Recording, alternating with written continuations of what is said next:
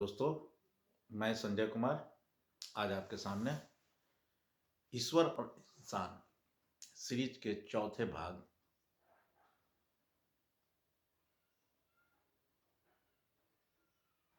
जिसका शीर्षक है क्या ईश्वर है या ईश्वर मर चुका है। मित्रों, आज के समय में इंसान जिन चीजों को खोज रहा है, जिन चीजों पर रिसर्च कर रहा है, उसको हम मोटे मोटे दो भागों में व्यक्त कर सकते हैं। उसको दो पार्ट में हम बात करते हैं। पहला, जो कुछ भी हमें आंखों से दिखाई देता है, जैसे कोई भी पदार्थ है, ईंटा है, पत्थर है, मिट्टी है, बालू है, पेड़ है, आसमान है, आकाश है, सूरज है, चांद है, तारे हैं, ये यूनिवर्स है, ये सब चीज जो कुछ भी हम देख रहे हैं, उन चीजों पर रिसर्च हो रहा है। और दूसरा जो क्षेत्र है जो दिख नहीं रहा है, जैसे कि हम हैं, मेरा अस्तित्व है, लेकिन क्या होता है जब मेरा ये शरीर रहता ही है और हमें मृत घोषित किया जाता है। आखिर वो तत्व कौन है, क्या है, कहाँ है? ये दो तरह के, और वो तत्व तो दिखाई दे नहीं रहा। तो पहले हम लोग इस चीज पर विचार करें जो हमें दिखाई देता है। इस तरह के जो भी चीजों पर जो भी रिसर्च हो रहे हैं, चाहे वो रासायनिक हो या वो भौतिकी के क्षेत्र में हो या जीव वैज्ञानिक जो विज्ञान के क्षेत्र में हो, इन सभी चीजों में हम ये देखते हैं कि जो भी हमारे वैज्ञानिक हैं वो इन चीजों पर रिसर्च करते हैं, अनुसंधान करते हैं, खोज करते हैं कि आखिर ये चीज बना कैसे। जैसे कि ब्रह्मांड है, तो ब्रह्मांड ये बना कैसे। ये मिट्टी है, तो ये मिट्टी बना कैसे। ये इंसान है, तो इंसान बना कैसे। ये जल है, तो जल बना कैसे। ये सूरज का प्रकाश जो हमारे पास आ रही है, जो ये उष्मा हमारे पास आ रही है, ये जो किरणें मेरे पास पहुंच रही है, आखिर ये किस चीज से बनी, बनी कैसे। तो ये कैसे बना है, इन चीजों पर रिसर्च होता है। ठीक है। और इसमें हम लोगों ने बहुत कुछ जाना है, इसमें भी कोई दो मत नहीं है। बहुत सी चीजों को गहराई से हमने समझा है, जाना है कि आखिर ये चीज होती कैसे, कैसे ये काम करती है, इसमें कौन कौन से और तत्व हैं, इसके गहराई में जाया गया है और इसको बहुत ही जनरलाइज किया गया है, जिससे कि आज के जीवन में हमारी बहुत से जो आवश्यकताएं हैं बहुत ही आसानी से फुलफिल की जा रही है। लेकिन अब यहां पर देखा जाए कि एक दूसरा तत्व है कि जो दिख नहीं रहा है लेकिन है, इसे आप इनकार नहीं कर सकते। तो उन चीजों को जानने का भी प्रयास प्राचीन काल से ही किया जा रहा है। और इसको जानने के लिए एक शर्त है, क्योंकि अब हमारा ये जो शरीर है, यह तो एक सच्चाई है ना, ये हमारा शरीर एक सच्चाई है। और इस शरीर में कुछ ऐसा तत्व है जो कि ये शरीर दिख रहा है, इसके अलावे भी वो तत्व मौजूद है जो हमें दिख नहीं रहा है, लेकिन उसकी मौजूदगी है, इससे हम इनकार नहीं कर सकते। तो वो तत्व क्या है, अब उसको हम जानेंगे कैसे। उसको जानने के लिए तो खुद हमको अपने अंदर जाना होगा। तो ये अंदर जाकर और तब इस पर रिसर्च करना, अनुसंधान करना और इसको जानना, उस अनदेखे तत्व को, यही अध्यात्म है। और ये जो बाहर जो दिखाई पड़ रहा है और इन चीजों को जो हम देख रहे हैं, उसके बारे में ये कैसे बना, इन चीजों पर जो हम अनुसंधान करते हैं, तो ये हो गया ये विज्ञान। तो हमारे लिए ये विज्ञान और अध्यात्म, साइंस और स्पिरिचुअलिटी, ये दोनों एकदम एक दूसरे के एकदम सापेक्ष है, रिलेटिव है। ये जो है ये कोई एक दूसरे के दुश्मन नहीं है। लेकिन आज के समय में कुछ लोगों के द्वारा इसे बताया जा रहा है कि नहीं, ये दोनों अलग है। नहीं, क्षेत्र अलग अलग है। आप बाहरी चीजों जो हमें दिखाई पड़ रही है उस पर आप रिसर्च कर रहे हैं, ये भी अच्छी बात है, ये होनी चाहिए। अगर ये नहीं होती तो आज जो हमारा जीवन है, आज जो संसार है, जो इतना अच्छा तरीका से हम लोग देख रहे हैं, समझ रहे हैं और इसको महसूस कर रहे हैं, अगर ये विज्ञान नहीं होता और ये इतने रिसर्च अनुसंधान नहीं होते, तो हो सकता है कि हम लोग इस बात को नहीं समझ पाते।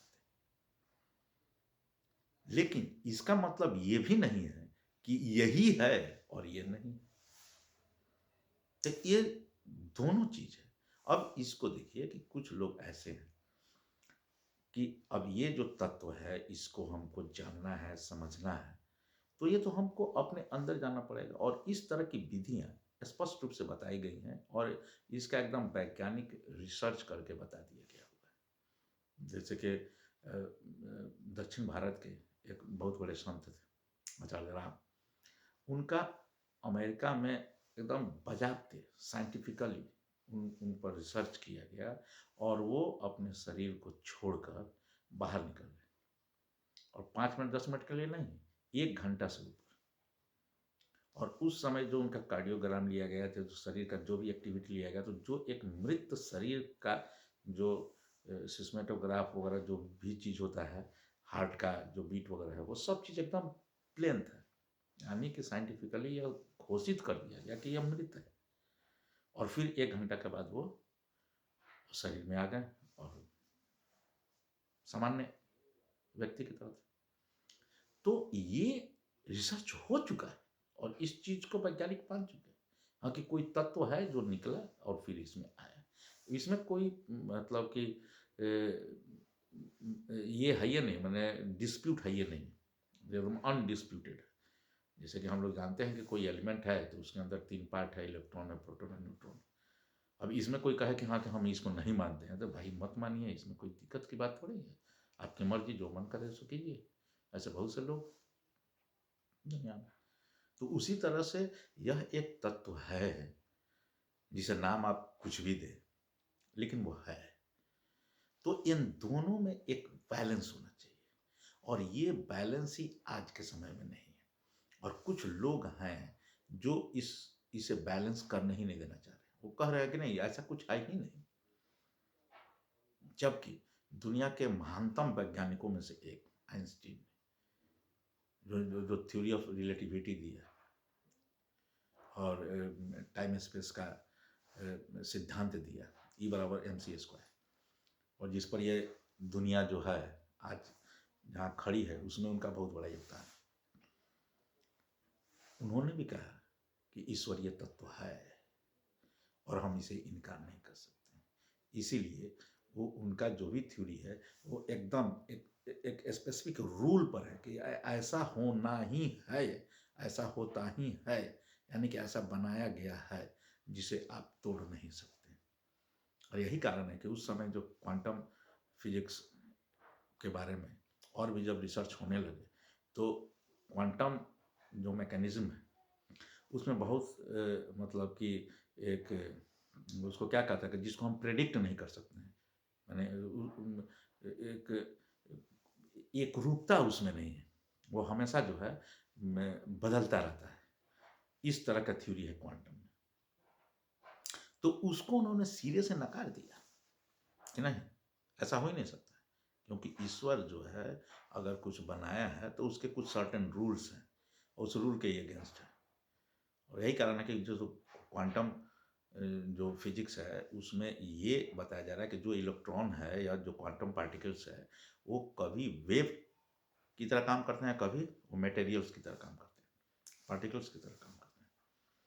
तो जब उनको ऑब्जर्व किया जाता है तो क्या करता है, वो पार्टिकल के रूप में काम करने लगता है, और जब उसमें कोई ऑब्जर्वेशन नहीं हो रहा तो वेव की तरह काम करता है।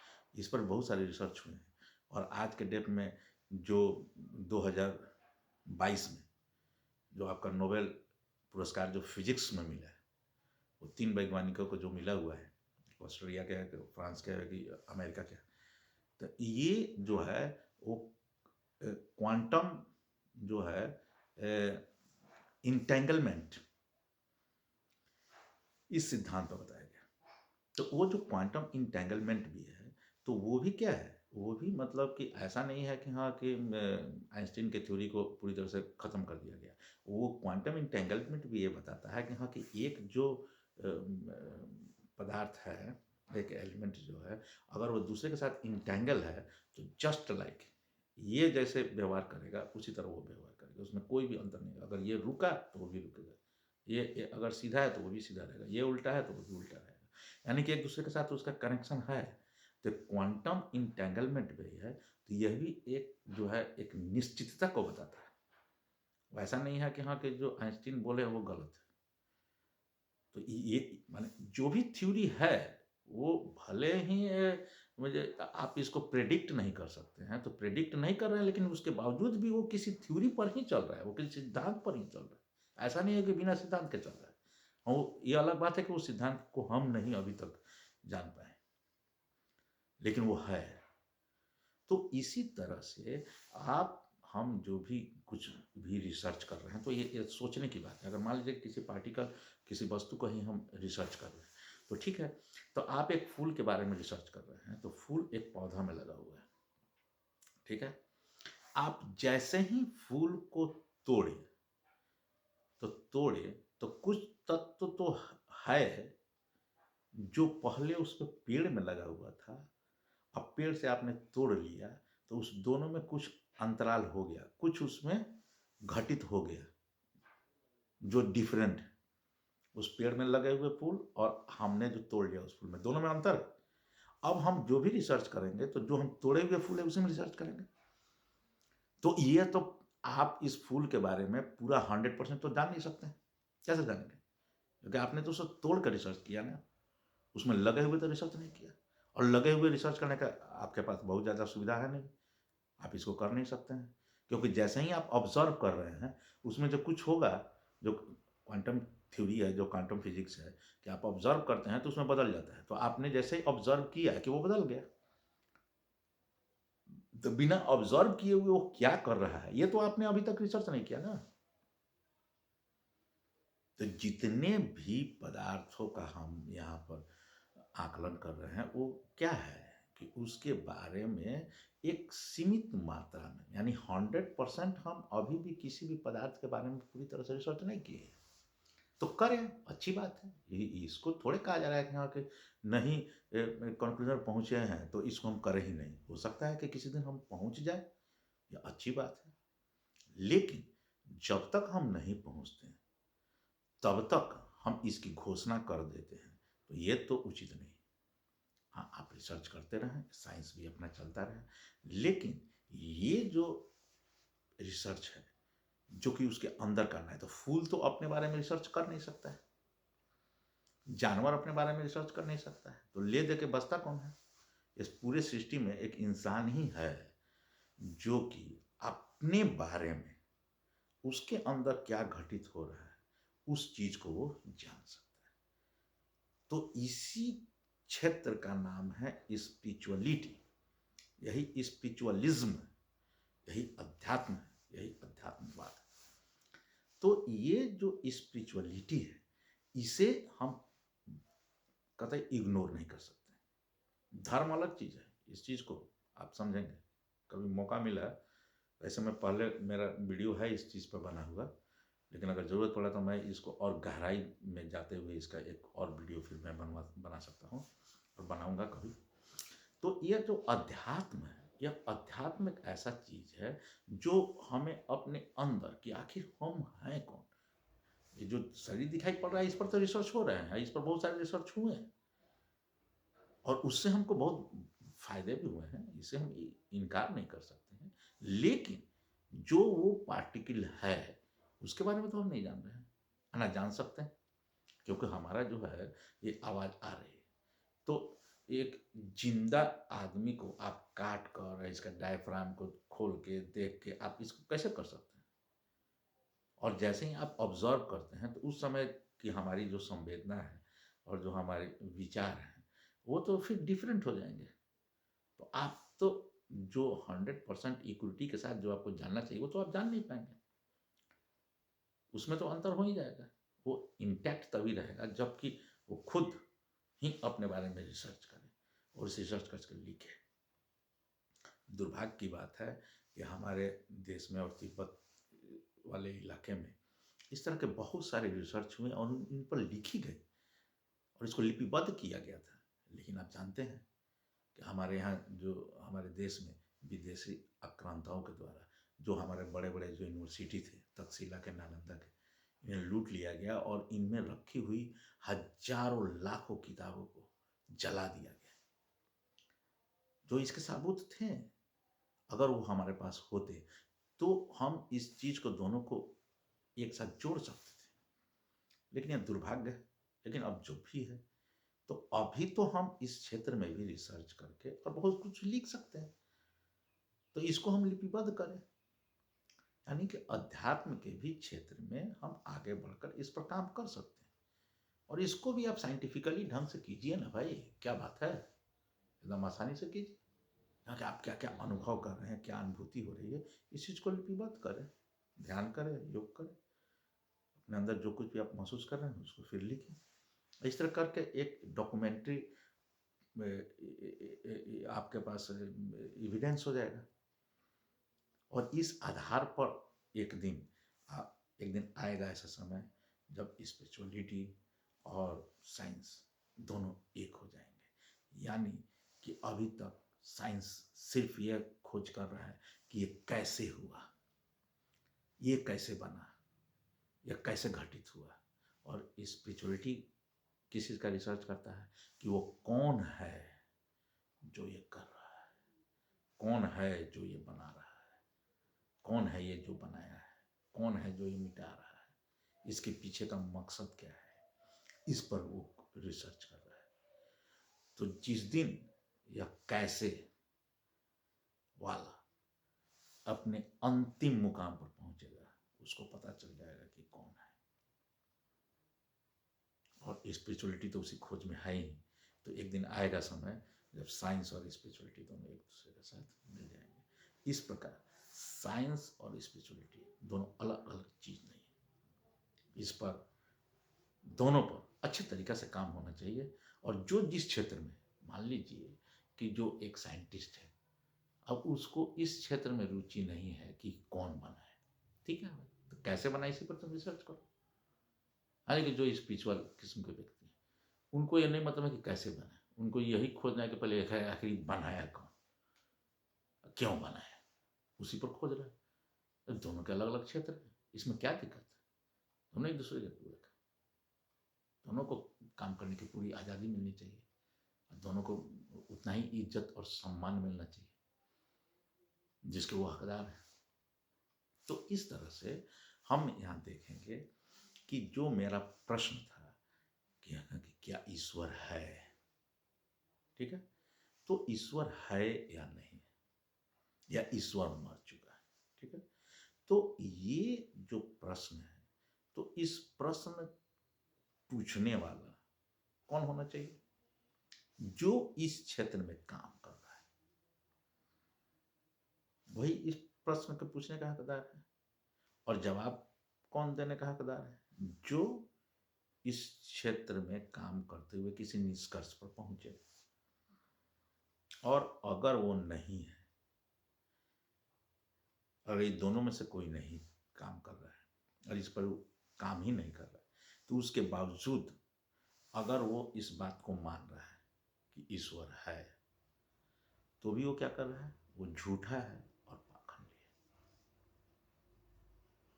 और अगर वो कह रहा है कि नहीं ईश्वर नहीं है, उसका कोई अस्तित्व भी नहीं, तो भी क्या है, वो झूठा है और पाखंडी है।